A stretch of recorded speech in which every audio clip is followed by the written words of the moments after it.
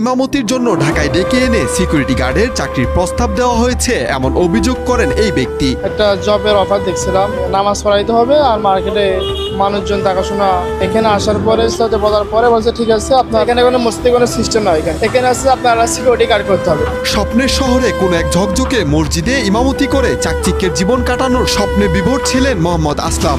অবশেষে ঝিনাইদহ থেকে ঢাকায় এসে তিলোত্তমার ঝলমলে আলোতে ঝলসে গেছে তার সব স্বপ্ন। আর ওনার কাছে বললাম, ভাই আমার তো মস্তির কথা বলছে, তা বলছে এখানে কোনো মস্তি কোনো সিস্টেম নাই, এখানে সিকিউরিটি গার্ড। ফেসবুকে চাকরির বিজ্ঞাপনে দেওয়া এক নাম্বারে যোগাযোগ করেছিলেন বলে জানান মোহাম্মদ আসলাম। ফেসবুকে একটা জবের অফার দেখছিলাম, যে নামাজ, আমি পরে ফোন দিয়েছিলাম, তো বললো যে নামাজ পড়াইতে হবে আর মার্কেটে মানুষজন দেখাশোনা সুপারভাইজার দায়িত্ব দিয়ে বলছে 1 টাকাও লাগবে না।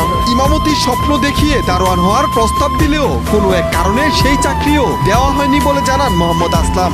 দারোয়ানের চাকরির কথা বলছে কিন্তু সেটাও দেয় না, সেটার জন্য সারা দেশ ঘুরায় বেড়াইতেছে, এখানে একবার ওখানে একবার শুধু ঘুরাইতেছে, কিন্তু সেটাও দেয় নাই। চাকরির আগে বিবিধ প্রশিক্ষণের নামে নগদ টাকা হাতিয়ে নেওয়া হয়েছে বলেও অভিযোগ করে নিজেকে প্রতারিত দাবি করা এই মানুষটি। তারপর আমার কাছ থেকে 550 টাকা ফর্মের জন্য নেয়, ফর্মের জন্য 550 টাকা দেওয়ার পরে বলছে খাবার জন্য আপনার অ্যাডভান্স টাকাতে লাগবে ক্যান্টিনে খাওয়ার জন্য। তো আমার কাছে সব 3500 টাকা ছিল, দিয়েছিলাম। পরে বলতেছে বাকি টাকাটা দিয়ে তারপরে আপনার ফর্ম ফিল আপ করবো। তারপরে আমি প্রায় 4 ঘন্টা বসেছিলাম টাকা শোনার কাছে।